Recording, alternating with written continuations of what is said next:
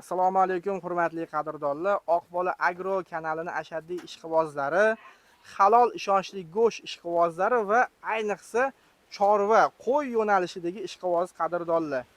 Hammaga qiziq bo'layotgan savol, rivojlanib ketayotgan bu soha qo'y sohasida daromad qanaqa bo'ladi? Shuning uchun eng ko'p savollar daromad haqida bo'ldi va qo'yi qaysi turida daromad yuqori degan savol bo'ldi. Shuning uchun bu videomizni qo'ydan daromad deb, qo'yda baraka borligi, daromad yuqori bo'lganligi uchun oldiga dollar belgisini ham qo'yib qo'ydik. Bu videomizni ona qo'ydan daromad olishdan boshlaymiz. Mana deylik $300 hozirgi kunda ona qo'yi narxi.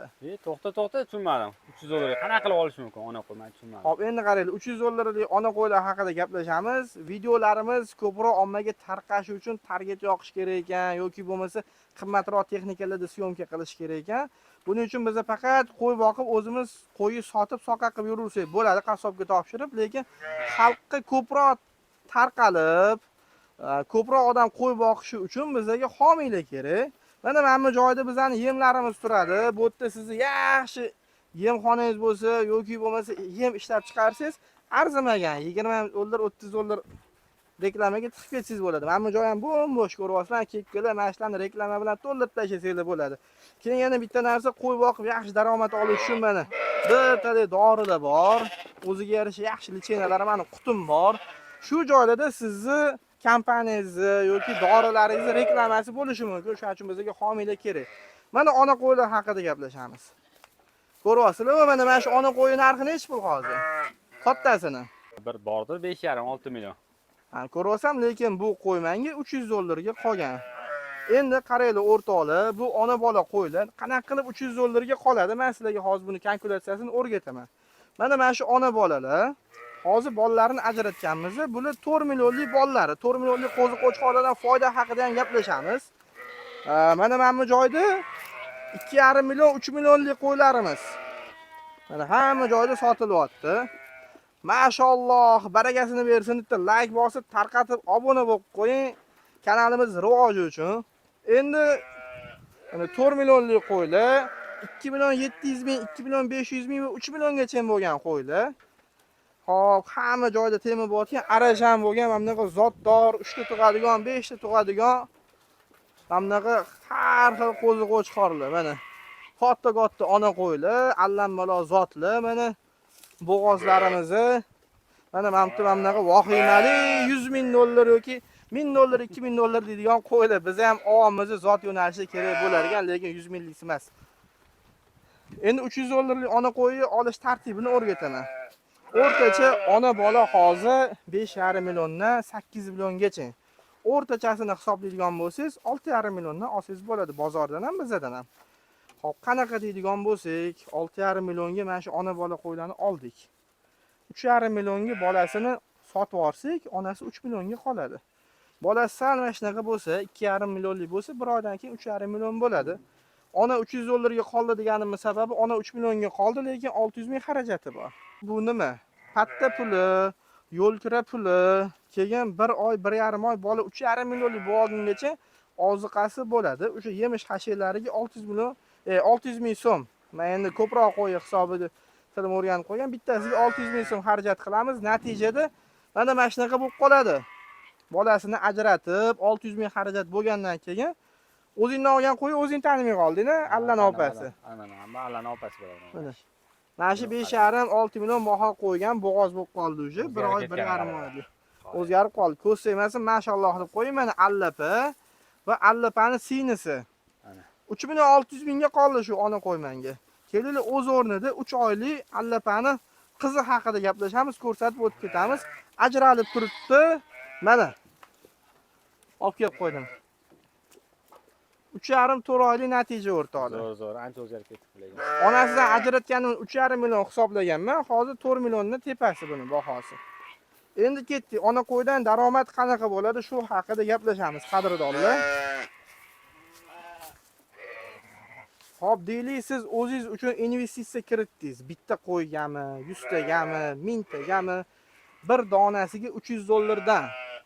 $300 dan investitsiya kiritdingiz. Ona qo'y o'rtacha bir oyda 114 ming so'mlik ozuqa yeydi. Qanaqasiga? 250, 300, 350 gram yem yesa bir mahaliga 2 mahal ovqat berasiz. 700 gram bug'doyimizni hozirgi kunda 2800 so'm bo'lyapti. 1000 so'mga 1 kilo beda beradi yoki hashay beradi. Hashay deylik 15 kilolik somonimizni 10 ming so'm, 15 ming so'm, uzog'i 18 ming. O'shani hisobiga 1 kilo beda hashaymi yoki beda bilan hashayni aralashganimi yoki silis o'shani 1000 so'mni belgiladi, 3800 so'm. Uni 30 ga ko'paytirganlikda 114 ming so'm bo'lib chiqib keldi. Uni 12 ga ko'paytirsa, mana ko'rishingiz mumkin, 1 yillik yem hashayga qiladigan rasxotimizni 1 million 368 ming so'm. Endi bitta narsani aytmoqchimiz, hamma davlatimiz yomonlaydi, artistlarga soliq solyapti, qo'y boqqanga ham soliq solyapti, liboy narsaga soliq solyapti. Solig'i to'lash kerak. Men bilganim chorvada 0.4%, 1-2% soliq so'rashsa kerak. Lekin eng qimmat 12%li daromad solig'i bor, endeks deyshadi. Shunaqa holatda to'lasak ham 100 ming dollarimizni bir yilda 100 ming dollar pul topsa shu chorvadan, 100 mingimiz 200 ming dollar bo'lsa, o'shani 12 ming dollarini davlatga to'lab yuborsak, arzimaydimi? 100% arziydi deb hisoblayman. Chunki hamma aytadi, qilgan soliqlarimiz, to'layotgan naloglarimiz amaldorlarning cho'ntagiga ketadi deb o'ylaysizlar. Yo'q, o'rtoqlar. Bundan oldin ham tarix o'qisak, hamma yoqda janjal to'polon, hozir ham, bundan keyin ham urush janjal to'polon bo'lishi mumkin, lekin bizani Allohning nazari tushgan, qanchadan qancha sahobalar yetishib chiqqan bu O'zbekiston diyorimizda har doim xotirjamlik, tinchlik, bebaho ne'matimiz bor. Qayerga borsangiz, dorixonalarda o'chirit, bitta narsani gap kelgan aytib o'tib ketay, lekin bolalarni tekinga vaksina qilib olinglar deb mesestralar yurishadi. Qo'ylarda ham shunaqa, ukol qilishdan oldin vaksinani yo'lga qo'yishimiz kerak. Kasalni davolagandan uni oldini olgan yaxshi. Nima demoqchiman? Bizning yurtimizda bolamiz tug'ilishidan oldin vaksinalarimiz tekin. Koronavirusda ham tekinga vaksina olishdi. Oxiri pulli bo'lib ketdi, lekin boshida qancha odamlarni majburlab tekinga ukol qilishdi. Vaksinalarga ketadi. Tinch, bebaho ne'matimiz tinchlik. Armiyamizga ketadi bizni to'lagan solig'imizni. Yil 12 oy tog'ga chiqasizmi, bog'ga chiqasizmi, dachaga chiqasizmi, qaqqa borsiz 24/7 xotirjam uxlaysiz.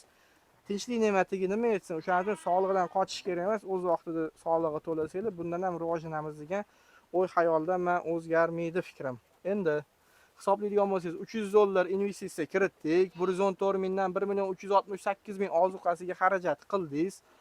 Qo'yga mana shunaqa yemni stabilni zo'r berib, interval bilan davolab yaxshi boqsangiz, u stabilni bola beradi. To'g'ri, stabilni bo'lishi mumkin emas. Bittasi ikkita tug'ar, bittasi tug'may qolar. O'shani hisobiga doimiy 1 yilda biz bitta ona qo'ydan 1,5 ta bola olamiz. Nimaga desangiz, qo'y 5 oyda tug'adi, 2 oy to'liq emizadi, 7 oy bo'ldi. 8-oyimizni qo'chqorga qo'shamiz va 1 oy davomida qo'yni o'ziga keltirib, 1 oy davomida 1 kurs lichena qilib, bitta profilaktikadan o'tkazib olamiz. Ona qo'yi qiz bola qo'yiga aylantirib olamiz, qo'pol qilib aytganda. O'shaning uchun 8 oy. Bu degani 8 oyda bitta bola degani 1 yilimizda 12 oy bo'ladigan bo'lsa, 1 yilda 1,5 ta bola, 2 yilda to'liq 3 ta bola beradi degani. Nima demoqchiman? Bu degani 2 yilda siz 3 ta bola olasiz.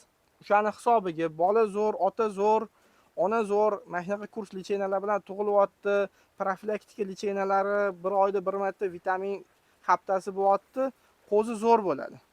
Qo'zi zo'r bo'lgandan keyin boya men ko'rsatganimizdek 3 oy, 3,5 oylik qo'zilarimizning bahosi respublikamizning 12 ta viloyatida deyarli 4 million, 4,5 million. Bundaroq 3 million 800 ming, o'rtacha bahosi 4 milliondan sotilyapti. Bozorga chiqqan qo'yimiz sotilmay qolmayapti. 1 yilda 1,5 ta bola olganimizdan keyin donasi 4 milliondan 6 millionlik bizga bola sotyapmiz. 1 yilda bitta ona qo'ydan. 6 million so'mdan Mamutda yedirgan 1 million 368 ming so'm pulimizni ayirib tashlasak, bizga sof foyda 4 million 632 ming so'm. Buni 12 oyga bo'lsak, bitta qo'ydan 386 ming so'm sof foyda olyapmiz. Qanaqa qo'ydan deydigan bo'lsak, 300 dollarga olgan mana shunaqa ona qo'ylarimizdan. Buni xohlang kalkulyatsiyasini 10 taga ko'paytiring, xohlang 100 taga, xohlang 1000 taga. Demoqchi bo'lganimiz 300 dollar pulimizni oyiga 386 ming, o'rtacha 30 dollar. 12 oyda mayli 2 oyni pateraga chiqarib yuborsangiz ham 300 dollarimizni 600 dollar bo'lyaptimi? Bu degani 100 ming dollar pul tiksangiz 200 ming bo'lyapti. 1 million dollar pul tiksangiz 2 million dollar bo'lyapti. 12% solig'i bemalol to'lasa bo'ladi, faqat aql bilan qilgan fermer xo'jaliklariga. Bu hisob kitobimiz mana 114 ming aslida bozordan donalar qimmat sotib olganingizda bizaga o'xshab yemi tonnalab mana hashiylarni mashinalar bosib qo'ysangiz 114 minglik rasxodingizni 100 ming 90 mingga tushirsangiz bo'ladi optim olganingizni hisobiga. Shuni hisobga olinglar o'rtoqlar. Gapi zo'r tushuntirib berdi. Tushunarli bo'ldi hammaga deb o'ylayman. Endi qara, ona qo'yib boqolmaydiganlar bor orada. Ular nima qilamiz deb savol bersa, nima deysan bunga? Endi to'g'ri, rizqi Alloh berguvchi, hammaga har xil tarafdan rizq beradi. Ona qo'y boqolmaydigan insonlar bo'lishi mumkin yoki men ona qo'y boqib, uni qo'shqorga qo'shib, har oyda lichenasi bor ekan, unaqa narsalarga men toqatim yo'q. Tayyor sutga to'yib chiqqan qo'zi qo'chqorni olib boqsam-u, foydani shitir sanab olsam deydiganlarga, unga ham o'zing bilan birga tayyorlagan ssenariyimizni mana qo'zi qo'chqorlar degan qatorimiz bor. Buni ham kalkulyatsiyasini o'rgatib chiqaman. Lekin endi bitta narsa hamma yozyapti, qo'y temasi unaqa bunaqa deb. Bitta narsani bilinglar, rizq Allohdan. Yaxshi niyatda bitta ishni faqat pul uchun emas, yaxshi niyat uchun, xalq uchun qilaman desangiz, Alloh shunaqa barakani yog'dirib qo'yadi. Mana yanvar 15-sida boshladik, bir video qo'yamiz, bir qo'ymiz, shuni o'zida 165 mingdan 166 mingta bo'lmiz. YouTube'ga bitta video qo'ydik, 10 mingtadan prosmotr oshdi, Alloh baraka beryapti. 20 ta qo'y bilan boshladik, mana yana qo'shimcha investitsiyalar kirgizdik. 100 ta 150 taga chiqdik. 5 mingtalik qo'ra qilish niyatimiz bor. Va esingizda bo'lsa, bundan bir 15 yil, 10 yilcha oldin hamma o'zini broller sohasiga tiquvdi. Kimdirlar zo'r bo'lib ketdi, kimdirlar bankrot bo'lib ketdi. Bu sohani ham Alloh yuqtirgan insonlar qiladi. Qo'zi qo'chqorlarni ham, qo'y sohasini ham. Yana bitta narsa asosiysi, bu ona qo'ymi, qo'zi qo'chqormi borib baribir go'sht mahsulotiga aylanadi. Demoqchi bo'lganimiz, bizda hozir nechidir million aholi bor, 30-40 million atrofi aholimiz bor O'zbekistonda. Kuniga million tonnalab go'sht yeyiladi va huzurini qo'pol bo'lsa ham tualet ko'radi. Har bittamizni ertalabdan kechgacha 24/7 davomida oziq-ovqatga ehtiyojimiz tushadi. Bu degani hali millionlab odam qo'y boqsa ham 10 yil, 15 yil davomida savdosi o'lmaydi degani. Oziq-ovqat savdosi zo'r ketaveradi. Biz nima qilyapmiz? Ro'zada qilgan ishimizni qilmoqchimiz. Nimaga? Xalq uchun mana shunaqa qo'zi qo'chqorlarni yetishib chiqarib, qo'y go'shtini ham arzonlashtirib sotmoqchimiz. Narx arzon bo'lsa, optim bo'lsa, soatiga tonnalab go'sht sotsangiz bo'ladi. O'zingizlar ro'zada guvohi bo'ldinglar. Bir kunda tonnalab go'sht sotib yubordik. Mana qolgan blogerlar ham, qassoblar ham qilishyapti. Xalq duo qilyapti. Shu duoni qaysidir bir burchagidan savobi bizga ham kelib tegyapti deb o'ylayman. Chunki ustozimiz Dimka 004 ko'zlarini ko'rmaganman, salom alaykum qilmaganman, lekin ustozlik bilaman. O'shalar boshlab berdilar. Toshkentda biz davom ettirdik. Bizdan keyin qolgan blogerlar go'shtchilik ko'payib ketdi. Xalqqa foydasi deb duo qilayotgan bo'lsa, o'sha duodan bizga ham bir nasiba bo'lib kelyapti-da. Demoqchi bo'lganim 135 mingdan qo'y go'shtini sotsangiz, mana bu yerda ko'rsatib qo'yganmiz, kilosi 78 ming. Buni go'sht bahosiga qassobga bersangiz ham, xalqqa sotsangiz ham foyda kelib chiqaveradi. 78 ming, 1 kilo go'shtning narxi 135 ming so'mga kelib taqaladi. U ham qanaqa? Yog' boqmagan, juda ham sifatli qo'zi qo'chqori narxi. Qisqasi 78 ming so'm, 1 kilosiga 62-63% beradi. Bunaqa yemni boqilgan qo'ylar o'rtacha 60% desangiz ham shu 135 mingga kelib to'xtaladi narxi. Xo'p, bunaqa go'shtga yoshiga to'lmagan, tish buzmagan qo'chqorimizni 40 kilo, 35 kilo go'sht qiladigan bo'lsa, shu narxi 6-7 millionlik bo'ladi. Bunaqa sifatli, yumshoq, halol, ishonchli go'shtga talabgor juda ham ko'p. Millionlab bo'lsa ham ketadi tonnalab, xavotir olmaysiz. Endi maqsadga o'tamiz. Deylik, mana o'zimiz baholagan 4 million so'mlik qo'yni hisobladik. Sizga 4 million so'mga o'rtacha vazni 35 kilogramlik qo'zi qo'chqor oldingiz. Xohlasangiz mana tarozda tortib ko'rsatamiz. Tarozlarni olib kelib qo'yganmiz o'zimiz uchun. Katta tarozimiz ham bor bilasiz. 4 million so'mga siz 35 kilogramlik ozg'in, ona sutiga to'ygan sog'lom qo'zi qo'chqor olasiz. Yoki bo'lmasa pulim kamroq, ko'proq olaman desangiz, o naryoqda ko'rsatgan kichkina qo'zi qo'chqorlarimiz ham bor, 2,5-3 millionlik. Alixo'ja xo'jali 215 130 bo'ladi, lekin videoda ko'rgandami, kelib ko'zingiz bilan ko'rgandami, ko'z bor narsa ko'z sevib qolmasin qo'ylarimizga va o'zimizga mashalloh, Alloh barakasini bersin deb qo'ying. Va elga yurtga manfaatli bo'layotgan bo'lsa videolarimiz, qilayotgan xizmatlarimiz обязательно Otangga rahmat deb duo qiling. Kanal rivoji uchun like